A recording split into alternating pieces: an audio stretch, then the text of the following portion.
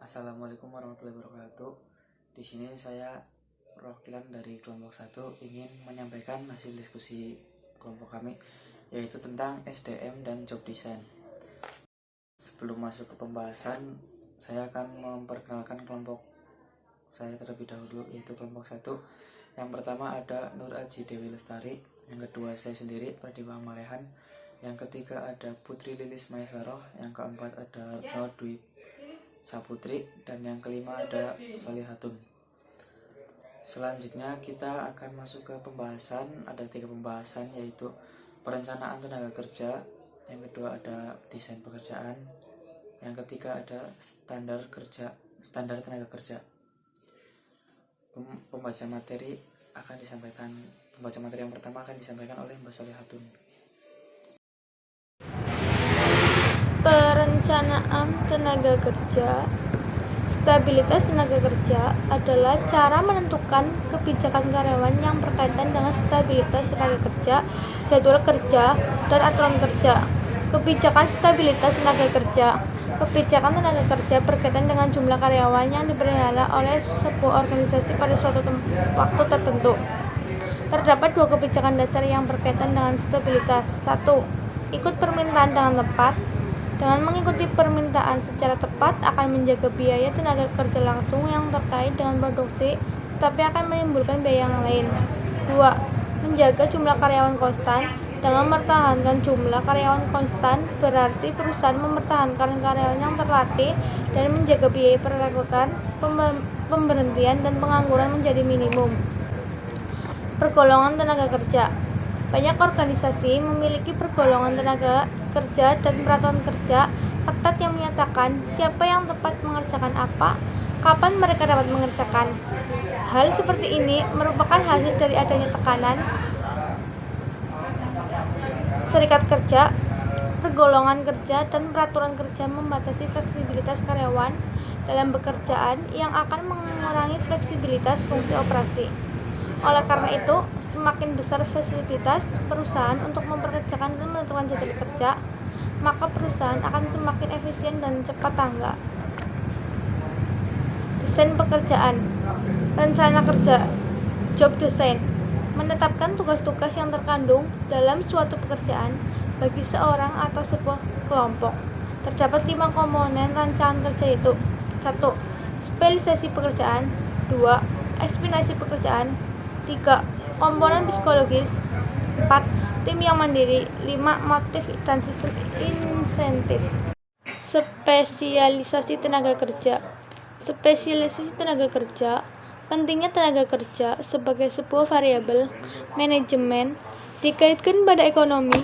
Abad ke-18, Adam Smith mengatakan sebuah pembagian tenaga kerja yang juga dikenal sebagai spesialisasi tenaga kerja atau spesialisasi pekerjaan akan membantu mengurangi biaya tenaga kerja montir yang memiliki. Hal ini dapat dicapai dengan beberapa cara. 1. Pengembangan ketenagasan dan pembelajaran yang lebih cepat oleh karyawan karena adanya peluangan. 2. Lebih sedikit waktu yang terbuang karena karyawan tidak perlu mengubah pekerjaan atau pangkat kerja. 3. Pengembangan perangkat-perangkat khusus dan mengurus investasi karena setiap karyawan hanya memiliki sedikit perangkat kerja yang dibutuhkan untuk tugas tertentu. Selanjutnya ada contoh dari spesialisasi tenaga kerja, yaitu lini perakitan. Pada sistem lini perakitan ini umumnya sangat efisien, walaupun karyawannya harus mengerjakan pekerjaan yang berulang dan menumpuk pikiran. Walaupun demikian, tingkat upah untuk pekerjaan ini sangatlah baik. Dari sudut pandang manajer, keterbatasan utama spesialisasi pekerjaan ini adalah kegagalan sistem ini untuk memampukan seorang karyawan untuk melakukan pekerjaan secara keseluruhan. Selanjutnya ada ekspansi pekerjaan. Nah, latar belakang yang mendorong usaha ini adalah teori bahwa variasi akan membuat pekerjaan menjadi lebih baik dan para karyawan akan menikmati kualitas lingkungan kerja yang lebih baik. Karenanya, fleksibilitas ini memberikan keuntungan bagi karyawan dan organisasi.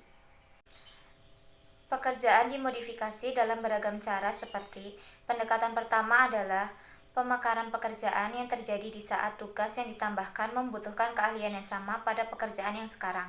Yang kedua ialah rotasi pekerjaan adalah sebuah versi pemekaran di mana karyawan diperbolehkan berpindah satu pekerjaan khusus ke yang lain.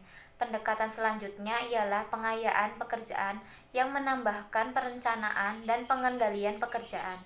Satu kelanjutan dan pengayaan yang dikenal luas ialah pemberdayaan karyawan adalah praktik dalam memperkaya pekerjaan sedemikian hingga karyawan menerima tanggung jawab untuk beragam keputusan yang biasanya dikaitkan dengan staf ahli. Komponen psikologis rencana kerja.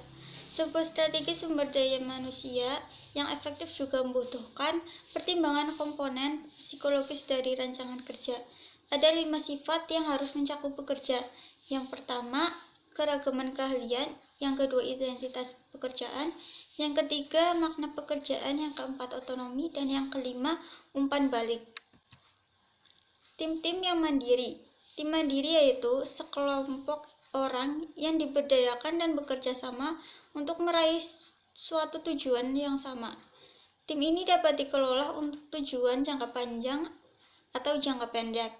Faktor yang mempengaruhi desain pekerjaan, yang pertama, biaya modal yang lebih tinggi. Yang kedua, perbedaan perorangan. Yang ketiga, tingkat upah yang lebih tinggi. Yang keempat, persediaan tenaga kerja yang lebih sedikit. Dan yang kelima, biaya pelatihan yang lebih tinggi. Motivasi dan sistem intensif. Sebagai tambahan bagi faktor psikologis ini, terdapat faktor keuangan. Uang sering bertindak sebagai penggerak psikologis sekaligus juga penggerak finansial. Penghargaan keuangan dapat berbentuk bonus bagi hasil keuntungan dan sistem intensif. Sistem intensif didasarkan pada produktivitas perorangan atau kelompok yang digunakan di seluruh dunia dalam berbagai bentuk, termasuk hampir separuh perusahaan manufaktur Amerika.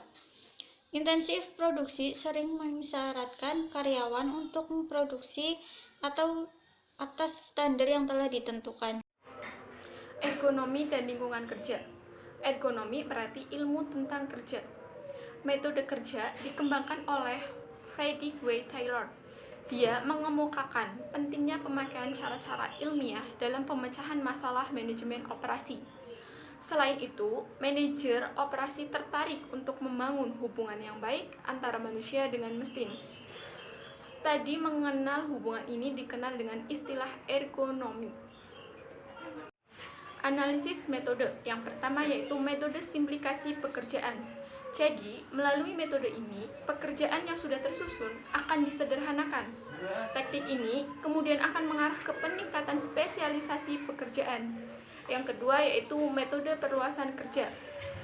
Metode yang telah ada sebelumnya ditambah atau diperluas dengan cara yang pertama yaitu menggunakan perluasan secara horizontal dan yang kedua yaitu menggunakan perluasan secara vertikal. Baik, selanjutnya yaitu standar tenaga kerja. Standar tenaga kerja merupakan jumlah waktu yang diperlukan untuk melaksanakan sebuah pekerjaan atau sebagian pekerjaan. Setiap perusahaan memiliki standar tenaga kerja, walaupun standar tersebut mungkin bervariasi antara yang ditetapkan melalui metode informal dengan standar yang ditetapkan secara profesional. Hanya dengan standar tenaga kerja yang akurat, manajemen dapat mengetahui apa kebutuhan tenaga kerja mereka, biaya yang harus dikeluarkan, dan apa saja yang terkandung dalam satu hari kerja normal. Ya, sekian presentasi dari kelompok kami. Bila ada kurang atau apa, mohon maaf.